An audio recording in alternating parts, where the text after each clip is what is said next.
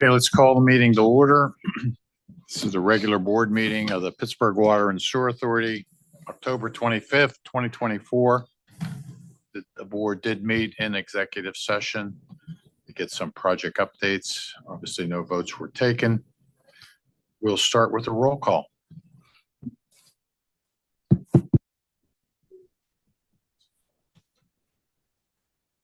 Talk loud, Mark. Mr. Shoy. Here. Ms. Strasburger. Here. Ms. Lieber. Here. Dunlop. Here. Ms. McCormick-Barron. Here. Mr. Bay. Thank you. We have You have a quorum. Do we have any speakers for public comment? Sorry, no speakers. All right, we move to the approval of September 27th, 2024 of the meeting minutes. May I have a motion? Motion to approve. Thank you, Peg. Is there a Second. Second. Any discussion? All those in favor of approving the minutes of September 27th, 2024, please indicate by saying aye. Aye. Aye. Are there any opposed? Any abstentions? All right, the minutes are approved. Next, we have the confirmation of CEO approvals, which all CEO approvals from the prior month are confirmed. And we'll move to reports and updates. Start with the Finance Department. Mr. Bark.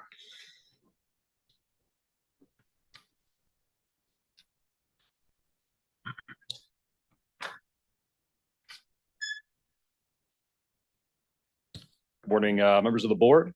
Happy Friday. Included in your board packet is the finance report through September 30th, 2024. Within the report, you will see that year-to-date receipts totaled $171 million, or 71.7% of the total budget for the year. Specifically within September, PWSA experienced stronger than expected receipts by collecting $30.1 million as compared to the budget amount of $29.8 million. Represents a difference of about $300,000. Water and stormwater receipts in September totaled $15.1 million compared to the budget amount of $15.9 million. This does represent a slight under collection amount of about $800,000 per what we had budgeted. But I do believe the bulk of this under collection is due to timing, as we've seen throughout the year. And this will reverse, before the end of the year, here in 2024. The total forecasted year-end receipts total $237.1 million. This represents a slight decrease of about $1.4 million, or negative 0.6% as compared to the budget. We've seen this last month, again, a slight under collection we're forecasting, but it is less than 1%. So nothing, no cause for concern there. Departmental operating expenditures through September 30th, 2024 total $88.3 million. This represents about 71.9% of the total budget.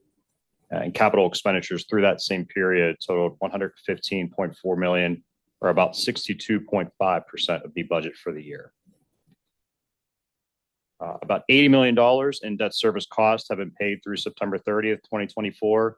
This represents about 95.2% of the total budget for the year. And forecasted year-end debt service is projected to be $84 million, or about $1.6 million lower than the adopted budget. PWSA's cash balance on September 30th, 2024 was $93.1 million. This is $12.6 million higher as compared to this same time last year, September 30th, 2023. And last, I'll wrap up my report by highlighting the $69 million funding award that Penvest announced earlier this month, which will be used for the small water diameter and lead service line replacement programs. This award is comprised of a $5 million grant and a $64 million loan. It will save our customers about $85 million over the next 30 years as compared to traditional bond financing. And it will replace about 10 miles of aging water mains along with 1,046 lead service lines. This award does bring the total amount of grants secured in 2024 to about $33.8 million. And I will note that is the highest ever secured in a single year here at PWSA. So it's definitely something to be proud of. And with that, that concludes my report for today. I'll turn it over for any questions. Thank you. Questions and comments for? I have a comment and a question. And Sure. my comment is congratulations on the Penn Vest funding. I would just need to point out that that makes a significant difference to our ratepayers because it's either low interest or, as they say, free money. Correct. So that's important. Yep. Thank you for that. And then my question is the Alcosan receipts. Mhm. Are they included in the total forecasted year-end receipts or are they is that a separate budget line? It's included in there. The net result is what's included because Okay. we collect for them, but then we pay them back, right? They're And that's included in the totals. correct. Okay, thanks. I want to offer my congratulations as well. When I saw the new notifications, I was thinking, well, I wonder how much we've collected so far. So thank you for that report. Yeah. And remind me, Ed, now where are our total capital expenditures for the year? What are we estimating to be our total capital expenditures for the year? As of right now, about 168 million, and our total 68. budget is about 185 million. So we're very close. Okay. All right. Very good. Yeah. Congratulations. Thank you. Any other questions or comments? Thanks, Ed. Thank you. Appreciate it. Next, we'll move to Rachel on the engineering report. Good morning, Chair Schwally, members of the board. So I do have some slides today. I'm going to begin by providing some updates on some vertical projects that have had some nice progress recently. So next slide, please, Cameron.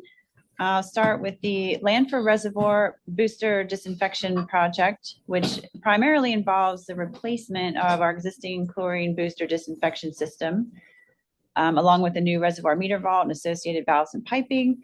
So these photos just show some progression of the foundation for the new building installation, including the rebar and the forms for the foundation walls.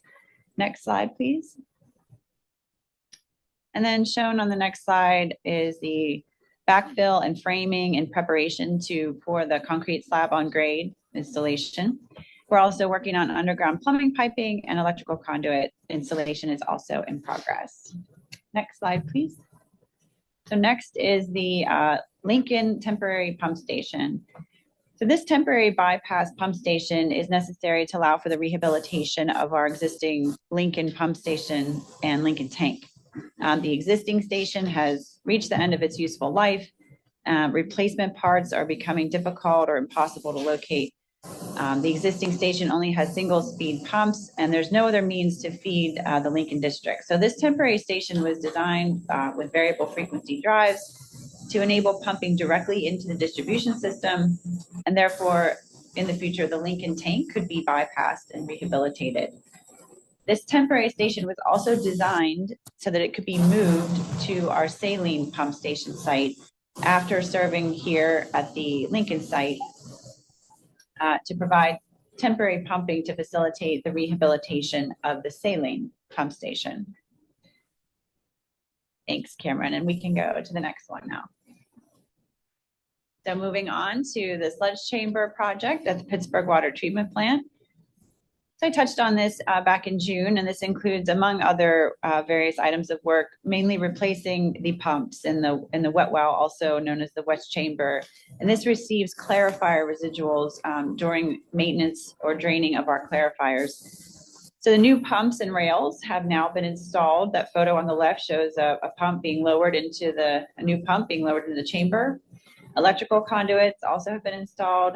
The photo on the right shows the wiring of the new control panel in progress. Startup of the pumps is scheduled for the week of November 4th. Next slide, please. Our Highland Reservoir Pump Station continues to progress with the installation of underground work. And moving on to the next slide. And in this drone aerial photo, you can see some of the a lot of the electrical conduits that were not there in previous updates. And then you can also see the stick of blue pipe for those who were able to attend our media event last month. That's the signature pipe. So very much stands out. It was installed very shortly after that event. Next slide. So finally, in terms of vertical project updates, this is our Heron Hill Reservoir Booster Disinfection Project. And this replacement of an existing booster station added a number of improvements: magnetic flow meters, static mixers, online chlorine residual analyzers, and new peristaltic feed pumps for our sodium hypochlorite, all of which are upgrades to the feed control and monitoring capabilities. And this new system is also flow-paced so that it's automatically controlling the hypo feed pumps based on real-time conditions. This station was started up recently and has been feeding into our distribution full-time since October 3rd. We're currently monitoring for a period of 30 days and troubleshooting some minor issues. And at that point, following that 30 days, we'll start planning for the demolition of the old building and feed system. Next slide. And shown on these next slide are just some exterior views. On the left photo, on the far left of the left photo in the dark background is our existing booster station, and that will be demolished. And then on the right, of course, you can see the Heron Hill tank on the right, and in the back of both photos is the Heron Hill reservoir. Those are all my slides for today. Thank you, Cameron. So moving on to some updates on our lead service line replacement program. We have a total of 11,798 public and 8,530 private side lead service lines have been replaced through October 23rd across all of our contracts. And I wanted to provide some updates on our inventory process as required by DEP. So on October 16th, in compliance with the lead and copper rule revisions, we submitted an updated service line inventory to the PA Department of Environmental Protection. And this submittal builds on inventories that we previously prepared and submitted to DEP in 2020 and 2022. The next part of this process is to notify each customer that has a lead, galvanized iron, or unknown service line material with the inventory results by address by November 15th, and then annually thereafter. So the process of mailing these letters has commenced and will be completed by the deadline. This was a massive effort, and we just wanted to recognize, the lead team and I wanted to recognize some people. Dan Leo, a senior GIS analyst who was instrumental in this process. There are over 80,000 service line connections, many of which have multiple data points, and it was a tremendous effort to understand and compile this data in a manner acceptable to DEP. His efforts saved us the expense of engaging a consultant for that process. Also want to recognize Eric Marks in the GIS group who worked with Dan, Shannon Connell in our engineering group who assisted understanding the DEP guidance, and Frank Davis and Mike Japinski who assisted with the formal submittal to DEP from our water quality department. Moving on, currently out for bid for engineering design is construction management and construction inspection for the 2025 catch basin and inlet replacement. Bids are due October 29th. And the following two contracts are currently out for construction bid on the engineering side. 2025 small diameter sewer rehabilitation IDIQ contract, those bids are due November 26th. And the 2024 neighborhood lead service line replacement contract B, bids are due November 25th. And finally, I would like to recognize Benjamin Grunauer, Associate Project Manager in our construction group, for passing his professional engineering exam in the civil water resources and environmental practice. And congratulations, Ben, on this significant professional achievement. This concludes my report. I'll turn it over for questions. Any comments or questions for Rachel? How many PEs do we have on staff, Rachel, do you know? We have at least 10 or 12, maybe more. Very good. Yeah. Thank you. Thank you. Next, Civil Environmental Compliance and Ethics Officer, Frank Steri. All right. Good morning, everyone. This morning, I wanted to share a little bit of information on a permit that we've recently received. We've been working with Pennsylvania Department of Environmental Protection's Clean Water Group on renewal of our NPDES industrial stormwater discharge permit. This has been over a year working through this permit application with them. It was issued to us on October 7th of this year, and it goes into effect on November 1st, so next Friday. We operate significant facilities, including our 100 MGD, million gallon per day water treatment plant, as well as pumping and storage systems to treat and distribute drinking water to all of our customers. Due to the size as well as the location of these facilities along our waterways, we're obligated to maintain this NPDES permit for stormwater and process discharges from these locations. The permit itself specifically addresses 21 different discharge points that we have associated with our water treatment plant, our Brecken pump station, the Highland 1 and Highland 2 reservoirs, our Lanford reservoir, as well as other temporary discharges at various locations required to facilitate our operation. So this may be a discharge if we are cleaning out or rinsing a rising main or doing a disinfection on a major piece of construction activity. The permit establishes discharge limitations. These may include things like flow, pH, residual chlorine, or suspended solids. Monitoring requirements such as monitoring during a specific discharge event or maybe twice per quarter or twice per year. And then record keeping and reporting requirements that utilize DEP's electronic discharge monitoring reporting system. They call it EDMR. Incorporated within this permit are best management practices, which we implement. And I also encourage everyone who contributes stormwater to PWSA's system to consider these practices to help minimize stormwater related pollutions. The best management practices include things such as pollution prevention and exposure, good housekeeping, erosion and sediment controls, as well as spill prevention and response. I wanted to take an opportunity to share a few examples directly from our permit, but these are examples that you all or our customers could actually consider for your own property. One is the use of grading, berming, or curbing to prevent runoff of polluted stormwater and divert runoff from areas that contain or have the potential to contain pollution.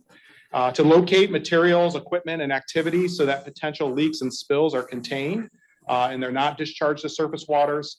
To clean up any spills or leaks promptly using dry methods to prevent the discharge of pollution to surface waters. Store leaky vehicles and equipment indoors, or if they're outdoors, make sure you're using a drip pan or absorbents to prevent the release of pollutants to the environment. The use of spill or overflow protection. Performing vehicle and equipment maintenance and cleaning either indoors or under some type of cover or in a bermed area to prevent any, again, runoff of pollution from vehicles or cleaners into the stormwater system. And finally, making sure that you're storing materials such as oils, hydraulic fluids, and lubricants indoors or under storm resistant coverings with adequate spill prevention. So all things that we do at the treatment plant and our facilities to help manage stormwater and to make sure that we're not adding any additional pollutants to it and things that folks in our system can consider as well. Our environmental compliance department staff performs routine inspections of our facilities to confirm compliance with all of these requirements and to identify where corrective actions are needed to help improve our operations. Through internal training and postings, we not only encourage, but we actually obligate all of our employees and contractors to report any concerns regarding improper discharges so that they can be investigated and if needed, corrective actions are put into place. I'll also mention that the public is also welcome to report any concerns. If they see an illicit discharge or something going into our storm drain that they have concerns about, they certainly can reach out through our website. There's a phone number as well as email and a web form available there to make any reports to help us continue to manage stormwater throughout our system itself. So that's what I wanted to share with you today, a little update on that permit and tips that we all can take. And as always, if there's questions on compliance or ethics, I'm available to everyone. So thank you. Questions or comments for Frank? Oh, a couple curiosity ones. Again, I enjoyed the water quality report. So because you're at the plant, I'll pass that on. The stuff derived from the cyanobacteria, I'm pretty sure I know the answer, but maybe it's good to get it on the record anyhow. Some it was probably in the river because of the seasonality, but more was added through the sedimentation basins and the algae there. Sure. Yeah. So in the last month or so, we've had some reports of taste and odor concerns associated with some of our water, and these are non-aesthetic, non-health related concerns. As part of that, we do look at our source water.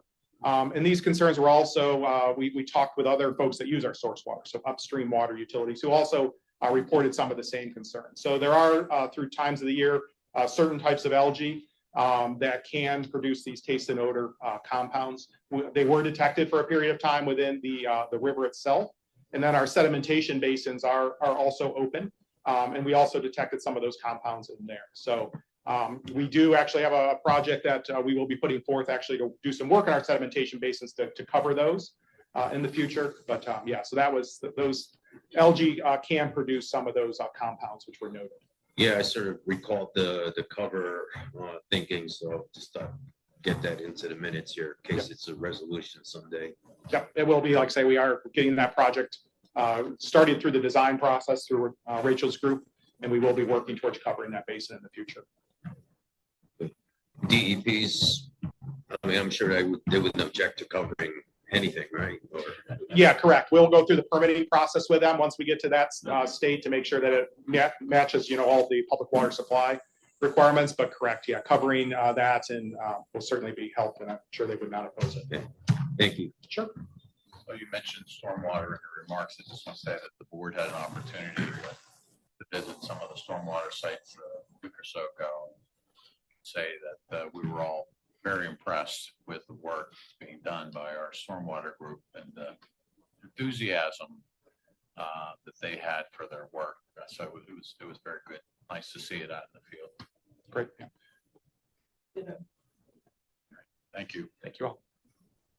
All right, Will, Chief Executive Officer report.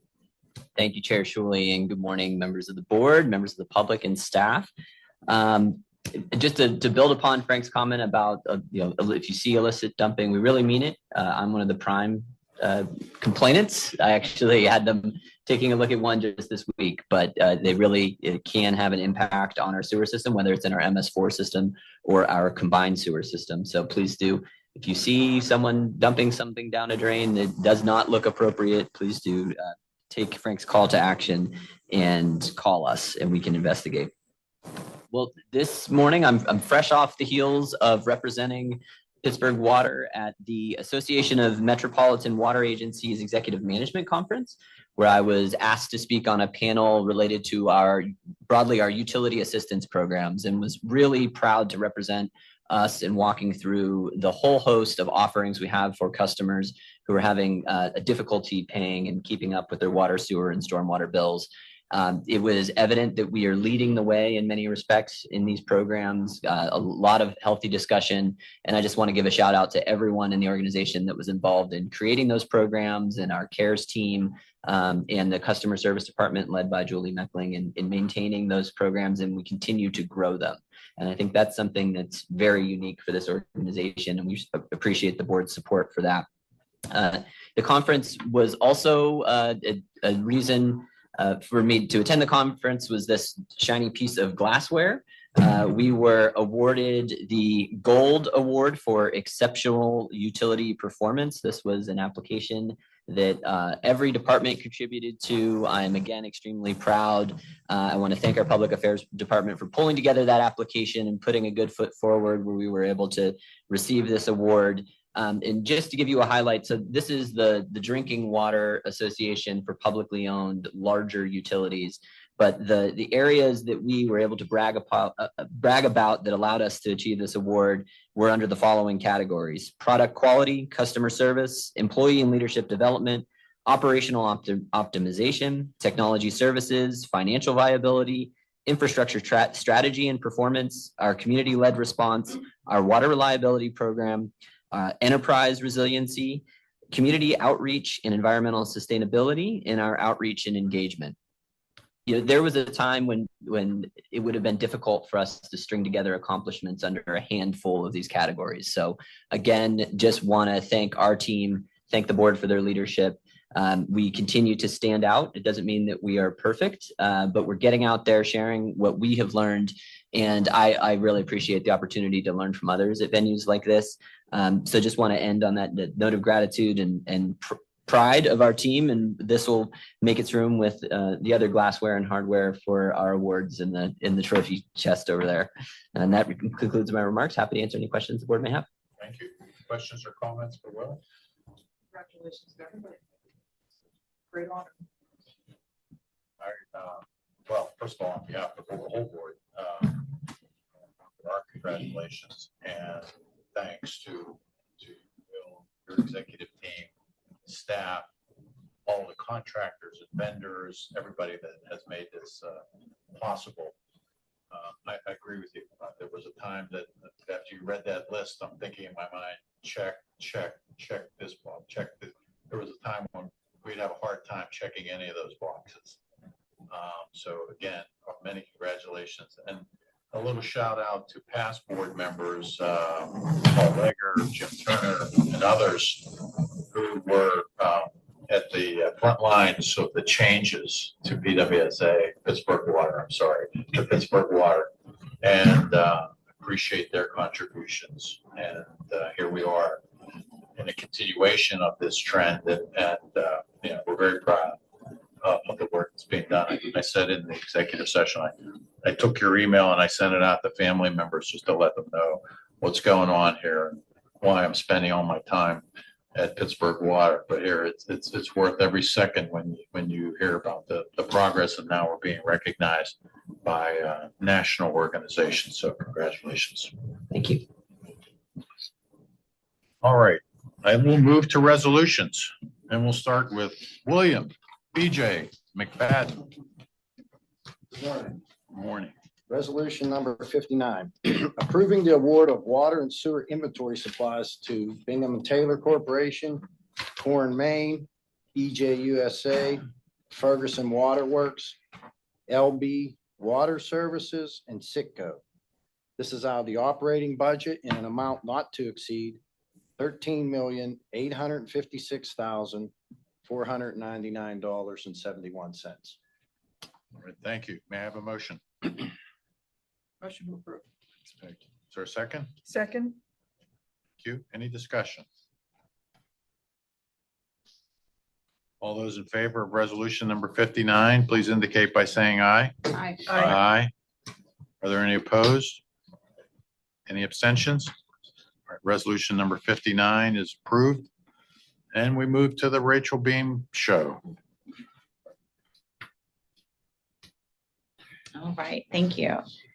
Resolution number 60, approving the award of a capital contract for the construction of the 2024 valve replacement contract to Mealy and Sons.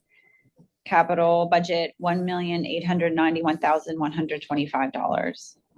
Thank you. May I have a motion? So moved, Mike Domar. Thank you, Mike. Is there a second?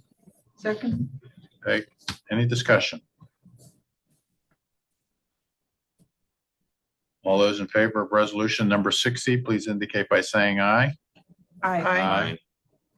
Are there any opposed? Any abstentions? Resolution number 60 is approved. Resolution 61. Approving the award of a professional service agreement for the design of the raw water intakes. This is at, of course, Pittsburgh Water Treatment Plant. Capital budget $2,207,166.47. Thank you. May I have a motion? So moved. Thanks, BJ. Is there a second? Second. Okay, any discussion? Well, yeah, this, I don't even know I have a question here, but allow me to ramble a minute. The prior one, well, first of all, nothing wrong with this project, totally important, meritorious, but what kind of caught my eye is the prior one and this one are about for the same amount. Prior one, we started with about 16 people interested and it went on down to 2 or 3. Here it started with 55 are looking at this thing and it went on down to some pretty big outfits.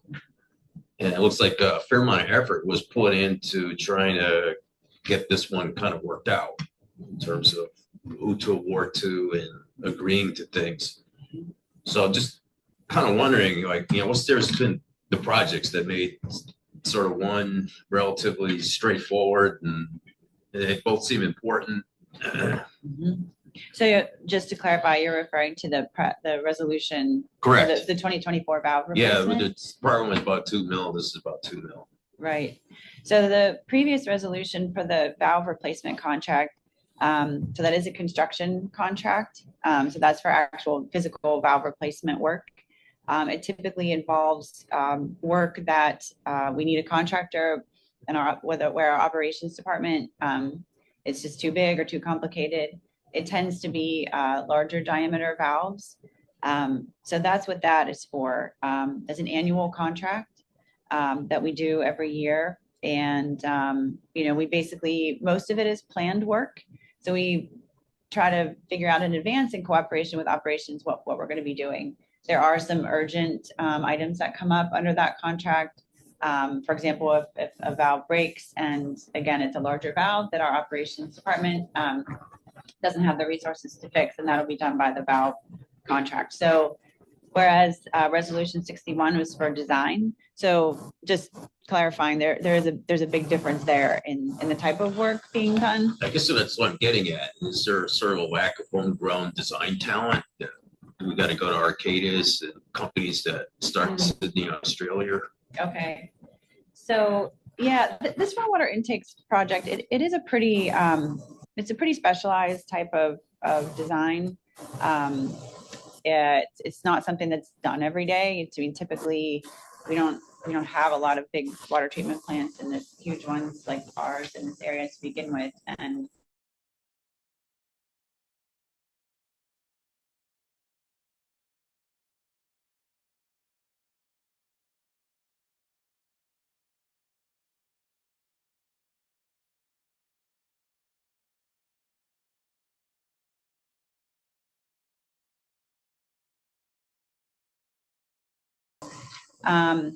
yeah, I'm not sure that I can say for sure, but I can give it some thought and maybe get back to you.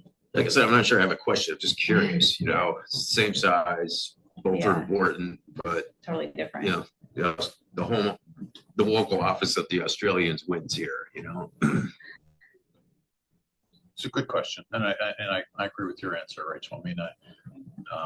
I mean, these intakes are obviously very important and critical to the operation, that they're complex as well. Some of the intakes are, 15, 20 feet below the surface of the water, and all of the work and design work that's necessary takes a special expertise. I think the question that Mike raises is University should get busy. Our university.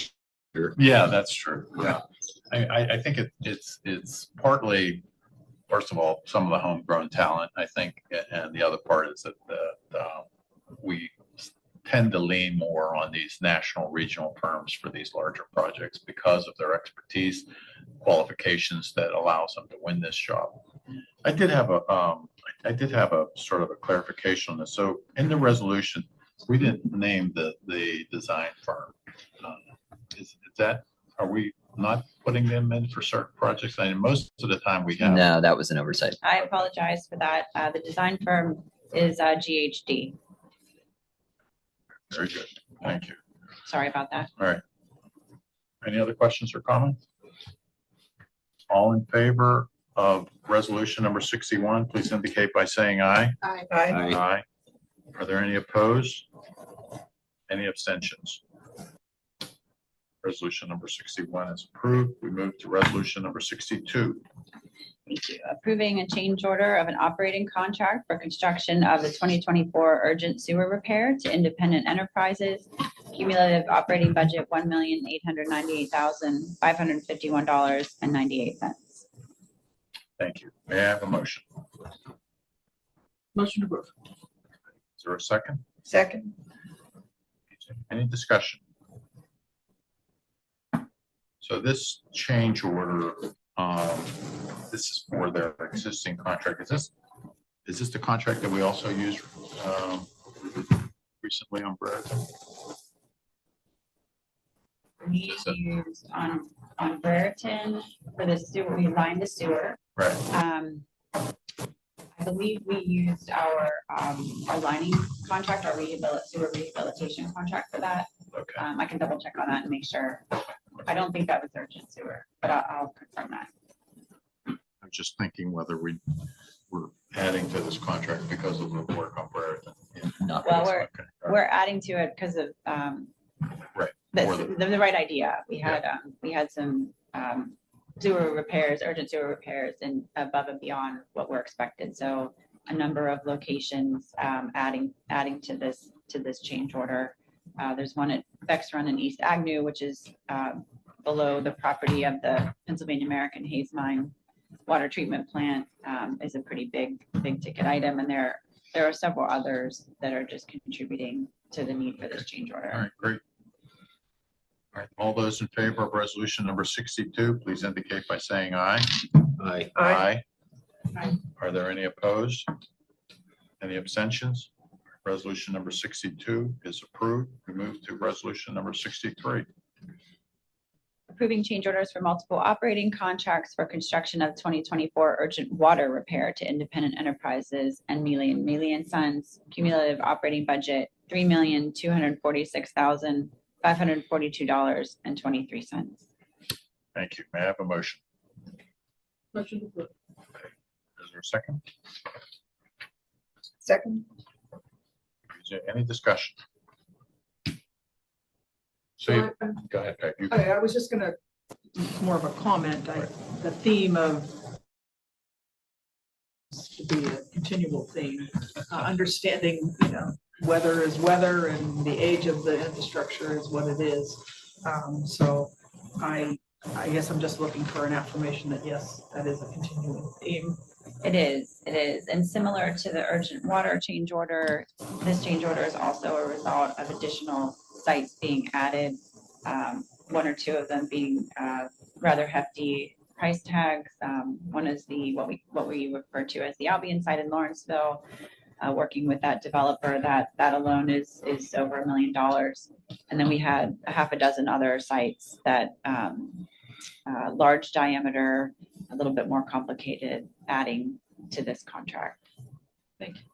Very good question. All those in favor of resolution number 63, please indicate by saying aye. Aye. Aye. Are there any opposed? Any abstentions?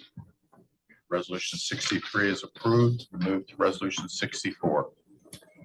Approving a change order of a capital contract for the construction of the Southside Flats sewer separation contract to A. Felino Construction and an amendment of the professional service agreement capital for construction management and inspection service to Whitman, Reckart and Associates. Capital budget, $4,301,814.06. Thank you. May I have a motion? So moved. Thank you. Is there a second? Second. Second. Is there any discussion? All those in favor of resolution number 64, please indicate by saying aye. Aye. Aye. Any opposed? Any abstentions? Resolution number 64 is approved. Resolution 65. Approval to enter into a grant agreement to accept an award of $1,383,000 from the Alcosan Grow Grant Program for the Southside Flats Sewer Separation Project. So this is the same project from the prior resolution, and this grant allows us to decrease our costs towards the project. May I have a motion? Motion approved. Thank you. Is there a second? Second. Any discussion? Is this the, during reading, this is the project between 18th and 20th? On the south, on the flats? Yes. Familiar with that area, and that busy area. What's going on there? Yeah, it's pretty busy down there right now. Okay, I'm sorry, I thought I had a question and I didn't, so that's it. Thank you to Alcosan for the Grow Grant. We appreciate that. All those in favor of resolution number 65, please indicate by saying aye. Aye. Any opposed? Any abstentions? Resolution 65 is approved. Resolution 66. And we move to the CEO, William. Pickering. Actually, Director Barker is going to present this one. Ah, okay. Delegate. Nice handoff. Yeah, delegate. Good handoff. God forbid Yeah, I stand yeah, out. Right. That's it. Very smooth, very smooth. Resolution number 66, approving an amendment to the AE7 Professional Services Agreement to provide professional services design and construction management services to assist the authority with the proposed operations center and headquarters relocation. And I will note for the record, just because it's not listed here, the amount of the amendment is $200,020.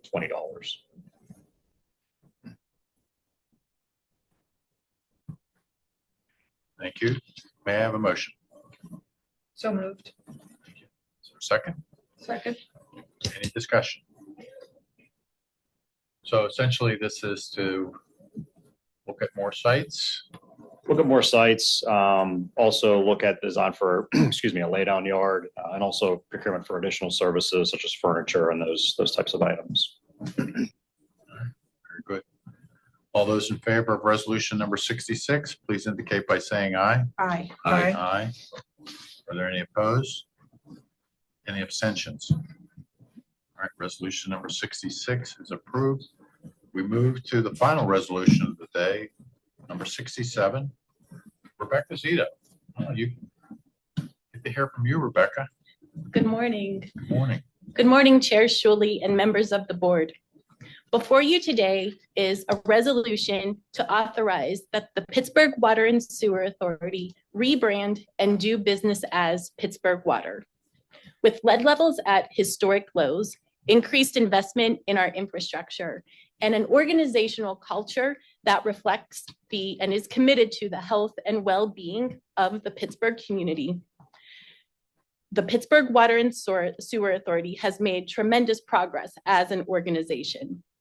Our decision to rebrand and do business as Pittsburgh Water reflects our transformation and demonstrates to the Pittsburgh community our commitment to water quality, ethics, compliance, and stewardship of a vital public asset. Rebranding to Pittsburgh Water brings clarity to our name. The new logo locks up the name Pittsburgh Water with our current PGH2O logo. Customer research shows that the current logo is recognized by our customers and that many have favorable opinions about the logo, citing that it reflects an organization that is modern, innovative, and more approachable. Leveraging the equity that we have built into the PGH2O logo is also a cost-effective strategy to rebrand to Pittsburgh Water. We can, over time, incorporate the new logo and branding into our assets as budget allows, assuring a responsible use of ratepayer dollars. The rebrand and doing business as Pittsburgh Water does not change our created name or legal name. We were created as an authority and incorporated as Pittsburgh Water and Sewer Authority. We will continue to refer to the organization as Pittsburgh Water and Sewer Authority or Pittsburgh Water and Sewer Authority, DBA, Pittsburgh Water in all legal and financial documents. So reintroducing ourselves presents a unique opportunity to demonstrate our dedication to building a reliable and sustainable future as Pittsburgh Water. It's an opportunity to build trust, communicate our many achievements and improvements, and create a stronger relationship with the community and customers we serve. So we recommend the approval for the authorization for Pittsburgh Water and Sewer Authority to do business as and rebrand as Pittsburgh Water. Thank you, Rebecca. May I have a motion? Motion approved. Okay. Second? Second. All right. Any discussion? Comment. Last night at the parade in Bloomfield in front of Tesaros, I already started correcting some people. So Excellent. you have had some impact. Glad to hear that. Thank you. It'd be good if in fact this kind of extended to Pittsburgh Water as a connotation of high quality water. I mean, it's sort of got the local residents and stuff like that, but as a standard of water quality and diligence on the supply and treatment system, if the consolidate that kind of build into what's going to be a long slog, that would be great. Exactly. Yeah. And the messaging that we're developing really does start to point to our water quality testing, the removal and the progress we have made of removing lead service lines, and just really starts to highlight and get the word out there to a broader audience about the steps we have taken to really meet all the water quality regulations that we're required to reach. Maybe we should be in the parade next year. I know there's a few people who Throw would love bottles that. of water instead of candy. Yes. Any other comments?